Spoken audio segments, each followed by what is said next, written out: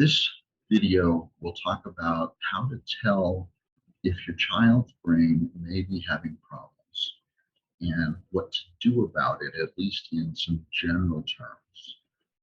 I go into way more depth for each type of brain problem or issue in the full course or in each individual module of the full course. If it's, for example, if your child has ADD-like symptoms or ADHD-like symptoms, you'd want to take that module of the course.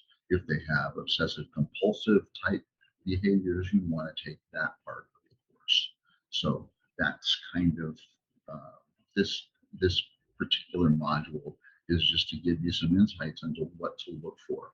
An example is if your child hits their head and they have behavior changes, you may have much bigger problems than you thought you did. If their behavior changes, a SPECT scan may be in order.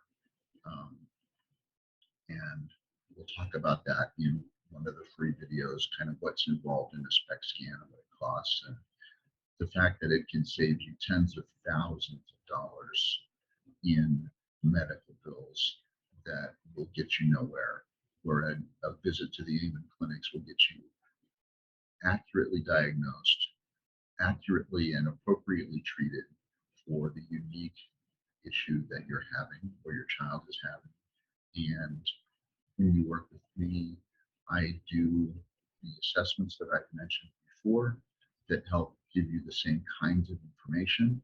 You don't get pictures, which can be very powerful.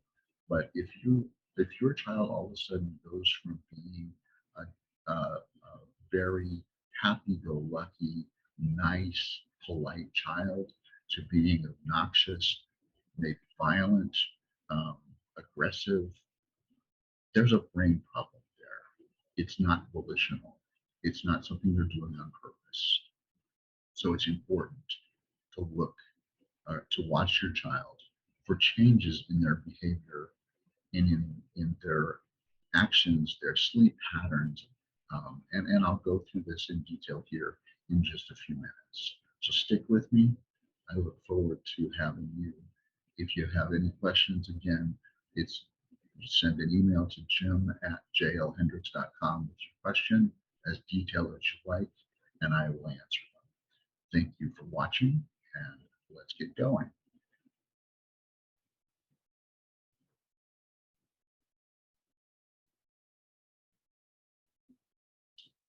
Hello and welcome to Loving Your Child's Brain, giving your child every chance to flourish throughout their lifetime. Again, I'm Jim Hendricks, brain health professional with Amen Clinics, or certified by Amen Clinics, and we are going to talk about what basically is your child's brain working well, warning signs that your child's brain may be in trouble. So this gentleman, don't let the black hoodie throw you, but he does have a kind of defiant or reclusive posture.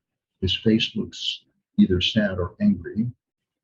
He's got his arms crossed, he's closed. But let's get to the slide. If your child's memory has changed,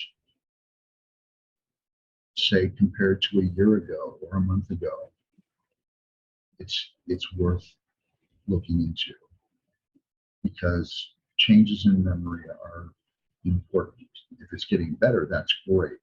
If it's worse, there's a problem. You could have had a head hit like me, and you don't even know about it because it happened and they didn't cry or say anything, depending on their age. Low energy, low mood, irritability, stress, anxiety, or worry, short attention span, brain fog, impulsive, making bad decisions, insomnia, aggression, high blood pressure, high blood sugar, weight issues, either going up or down, age of inappropriate sexual behavior, non-compliant for health, or changes to any of these things are all signs that your child's brain may have an issue that needs to be addressed. So I said earlier in one of the other modules that I would talk about the pandemic and what it caused with our kids. Many kids are still, even now, either in hybrid programs or remote learning for schools, depending on the area, as the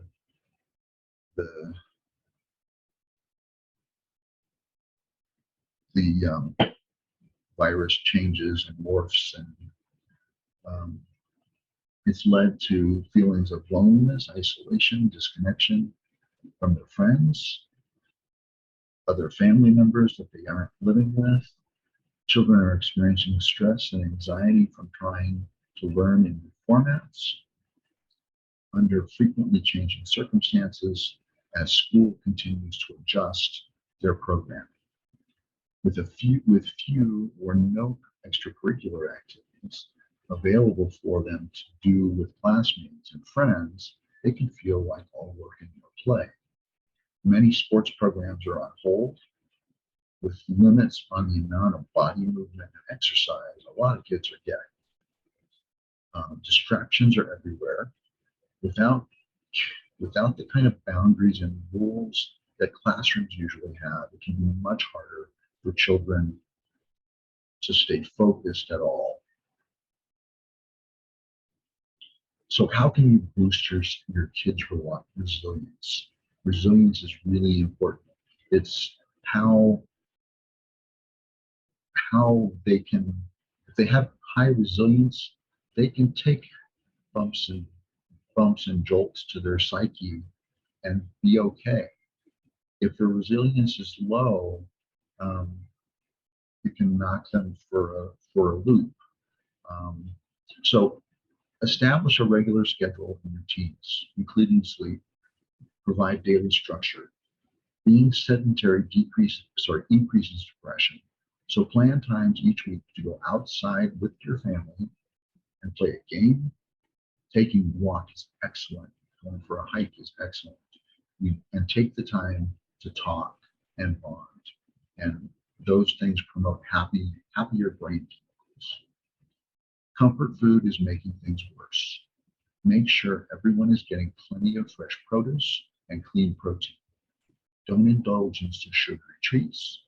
The spikes and dips in blood sugar, increase stress, anxiety, and irritability. Limit screen time for kids who are on it enough as it is. Help them develop new hobbies that involve things that interest them. And when you can, be with them.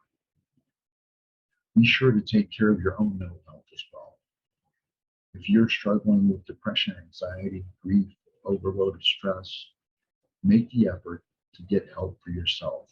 Setting an example for your children is one of the best ways to help them. The good news.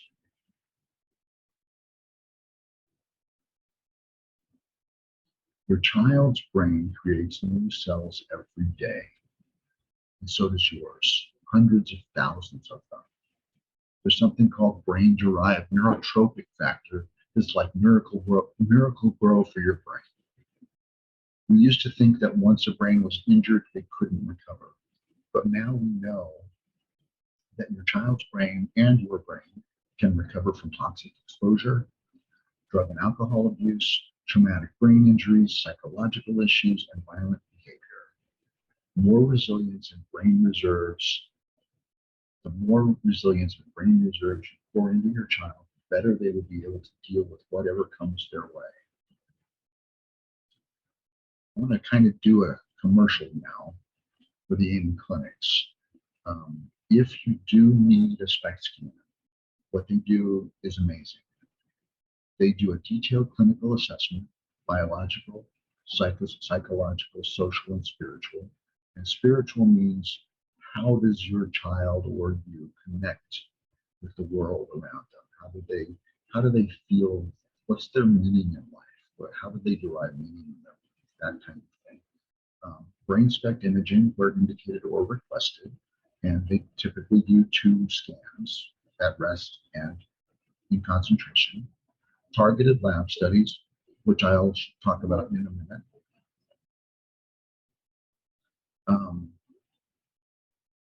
All this leads to more specific personalized diagnosis and targeted treatment plans. Plus, the action of brain healthy habits to boost brain reserves and resilience leads to markedly improved outcomes.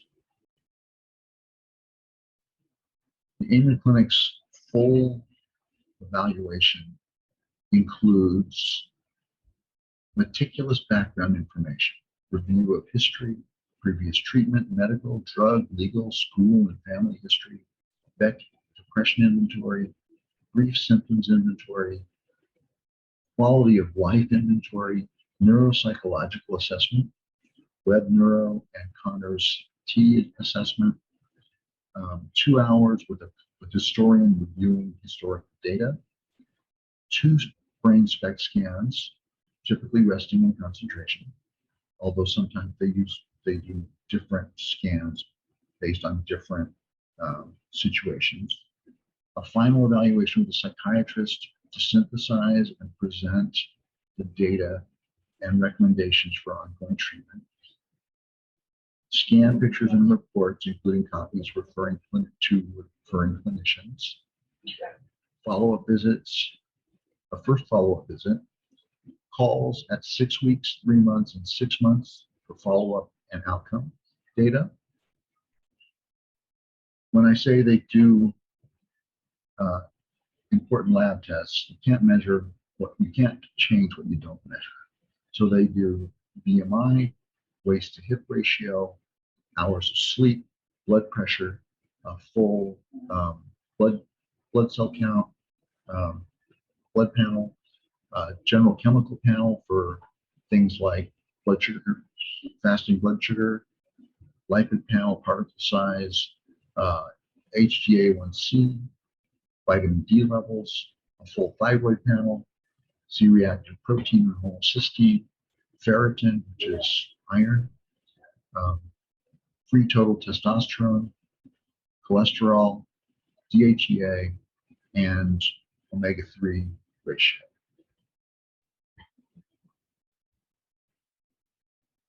Blood flow to the brain is king.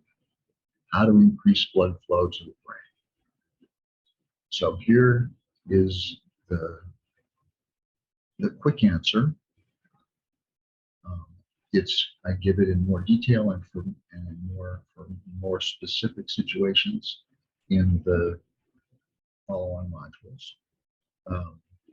But exercise, cold exposure, something like a cold shower at the end of the shower or beginning of the shower, sunlight, ginkgo biloba, which researchers have found to increase cognitive function, and it improves memory and attention both in healthy and unhealthy individuals.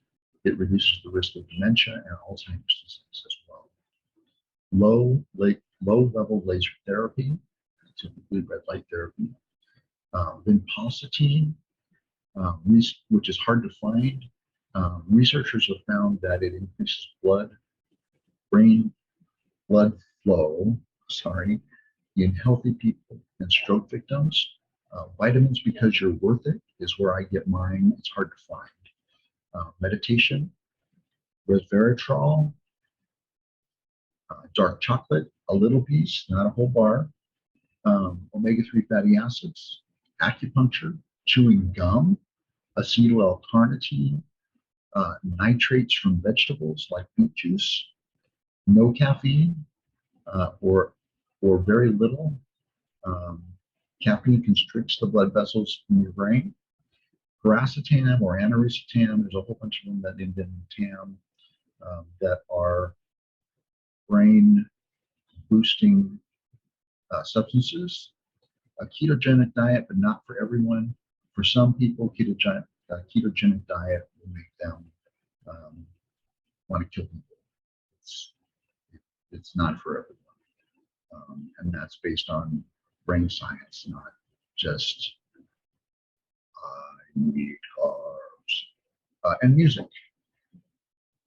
So that concludes this section, and I am done for today. Oh, I would say about omega-3 fatty acids, that many studies show that it significantly reduces brain inflammation, improves memory, mood, and cognition, and protects against mild cognitive impairment, dementia, and Alzheimer's disease. It also makes your skin thicker, makes your skin more healthy. It increases your heart health, whole circulatory system health, and other benefits as well. It is something that everyone can benefit from. So that's what I have for now. I hope to see you in another module soon. Have a great day.